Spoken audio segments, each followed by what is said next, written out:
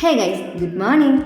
രാവിലെ തന്നെ എങ്ങോട്ടാന്നല്ലേ എവിടെയില്ല ഇൻട്രോന് വേണ്ടിയുള്ള വീഡിയോ എടുക്കാൻ മറന്നുപോയി. സോ എപ്പോഴും എടുത്ത് വെച്ച് വീഡിയോ എടുത്തിട്ട് ഇതിനെടുത്ത് അഡ്ജസ്റ്റ് ചെയ്യും.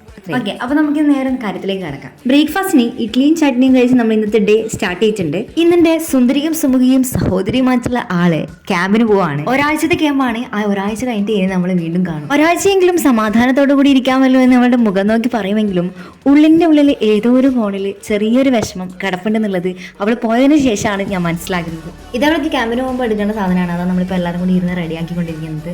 ലഹരിക്കെതിരായിട്ടുള്ള ഇത്തരം പ്രവർത്തനങ്ങൾ സ്കൂൾ തുറന്നത് മുതൽ നമ്മൾ ചെയ്യാൻ തുടങ്ങിയതാണ്. ക്യാമ്പിന് പോകുമ്പോൾ പോലും അതിനൊരു അന്തിയില്ല എന്നുള്ളതാണ് സത്യം. പറഞ്ഞു കഴിഞ്ഞാൽ ചെയ്യാതിരിക്കാൻ പറ്റില്ലല്ലോ, അപ്പൊ പിന്നെ അങ്ങ് ചെയ്യുക. അങ്ങനെ നമ്മൾ അതൊക്കെ ചെയ്ത് തീർത്തിട്ടുണ്ട്. നമ്മൾ ചെയ്യുന്ന പ്രവർത്തനത്തിൽ അവന് വലിയ റോഡില്ലാത്തതുകൊണ്ട് അവനവന്റെ പുസ്തകം എടുത്ത് വന്നിട്ട് കളർ ചെയ്യാണ്. അങ്ങനെ നമ്മുടെ കക്ഷി പോകാനുള്ള ഒരുക്കങ്ങളൊക്കെ തുടങ്ങിയിട്ടുണ്ട്. പോകുന്ന സന്തോഷത്തിൽ നിങ്ങൾക്കായി 2 സ്റ്റെപ്പ്.